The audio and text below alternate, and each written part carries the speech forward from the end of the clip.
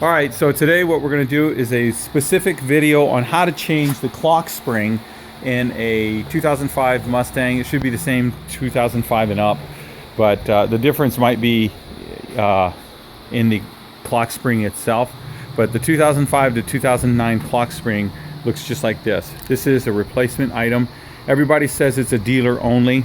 The dealer in Tucson wanted 150. American Muscle, which I'm not getting paid anything for, they had it for $100 delivered. So just because it's dealer only doesn't mean it's dealer only. So let's go over here to the car and I'll show you what I'm talking about. The clock spring basically is behind the steering wheel here, and it is what allows the switches on the steering wheel to work. When you rotate the steering wheel back and forth, is basically a ribbon cable encased in that what they call the clock spring. And what happens is when your clock spring goes out, you lose your horn, you lose your cruise control, and your airbag light will stay on the dash. Those three items usually indicate that your clock spring is out.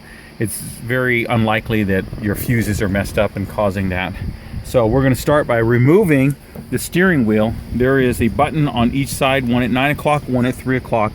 Just stick a small common screwdriver in here, you know, and then you're just going to pull this thing out, and it's just a little rubber plastic button. Behind there, you're going to find some bolts. They're 8mm, I believe, and we'll remove both of those, and then that will allow the horn right here to pull back, and there's a tab on the bottom. So you pull back on the horn, and then you're going to lift this up and take it out.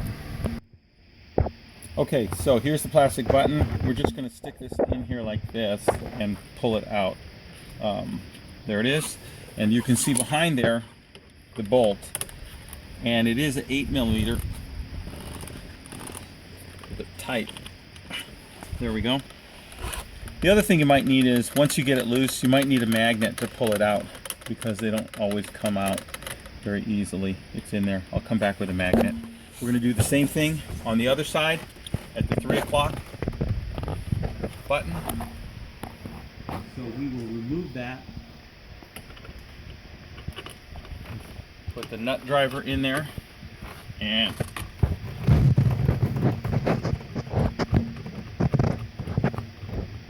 once again, the bolt doesn't actually come out because it's in there kind of deep. Okay, so here's a quickie tech tip. If you're just starting out with your toolbox, one of the things you want to get is a magnet. You can get these at O'Reilly or AutoZone. They come in bigger diameters than this, but this is, I find it's a real useful one. You just stick it in there, you grab the bolt, do that on both sides, and once you got that out, this horn button pulls out from the top, and then it should just come right out like that. Now, this is your airbag, so you got to disconnect the battery first, and then just let it sit for 5 or 10 minutes, and then it discharges. So we're going to disconnect that next. Okay, so here's the airbag. This is actually the horn pad, but it's an airbag, and this cap blows off during an accident and inflates. There's the airbag itself. We've had the battery disconnected now for about 10 minutes. What you're going to do is you're going to take these two leads off. Those are part of the clock spring, so they go with the clock spring. Don't try to take them off down there, because you'll break it. All you do is squeeze the sides, one at 9, one at 3. Squeeze it, wiggle it, it'll come right out. And we're going to remove both of those. The airbag horn button comes out as an assembly, and what you're left with is the inside of the steering wheel. This is actually the switch for the horn, and I've already disconnected it, but this was right here like that. That makes one part of the contact. When you push it, it contacts in there with the metal, and that is what activates your horn. So we remove this. Now, this is spring loaded. There's 3 30mm Torx head screws with springs behind them. So when you take this off, don't lose the springs. The reason I'm taking this off is to give me better access to the wires behind. We have to get this harness unplugged. We could probably do it from here, but I just want easier access, and it's real easy to do, so we're going to take this off. You're going to leave all of your cruise control switches alone. You're not going to mess with that. We're going to take this off. It's a 22mm bolt. We're going to take that off. Once you remove that, the steering wheel will come out as an assembly, and right behind it you'll see the clock spring. So let's get to it.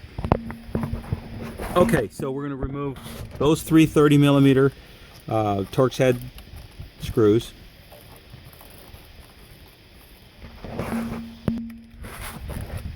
And when you loosen them, you're going to leave those bolts in there because on the back side is the spring, and hopefully the spring will just stay there. They're little tiny black springs. Just note that they're there, and please put them back when you're reassembling. So we get all three of those loosened, and then we'll just pull the assembly out of there. And it just comes straight out, and there you can see the springs. All three springs. Okay, so I misspoke. This is a 24mm bolt right here in the center. You're going to put a ratchet, and then you're going to have an assistant hold the steering wheel, and you're just going to break it free. Now, unlike the earlier versions of the steering column, this is not splined. So when you remove that bolt, the steering wheel should just lift right off pretty easily without having a steering wheel puller. So we take the bolt off the center and you wiggle the steering wheel. But before we do that, we're going to take this one plug off right there, that plug, and it's going to require that small screwdriver. There's a tab there. We'll push down on the tab and then wiggle that out. Okay, so we're going to push down on the tab and wiggle that wire and pull the wire right out. And there you go. That's all there is to it. Now, there's one other connection that has to come off. Actually, it should come off with the steering wheel, and that's the ground. That's part of this wire, which stays on the steering wheel. So we should be able to pull the steering wheel right out. Wiggle, and there we go. And there's our clock spring right there. In order to take the clock spring off, we're going to have to remove the lower cover and possibly move the upper cover out of the way. So that's going to be next. There are, on the bottom here, you're going to see some screws, and in order to take this cover off, it's going to be necessary, I believe, to remove the lower knee guard here. So we'll get at that next. All right, so we're going to remove this lower cover here. It's like a knee guard, and what you'll find is you've got two, and they're 7mm. There's one here, and there's one over there. We're going to remove those two, and then Ford usually uses snaps at the top of the dash that push in here, here, and one over there. So we'll find that out once we remove those two lower screws. Then we're going to take this cover off here. This cover is screwed on with two screws, one here and one there, and then the lower cover comes out and the upper cover comes out, and that will reveal the clock spring itself, and you'll see the mounting screws that hold that on. Then we're going to have to chase the wires down the column over here. They plug in, there's little keepers that plug into the sheet metal, and then the wires themselves will plug into the factory harness, but we'll get to that later. So first, those lower screws.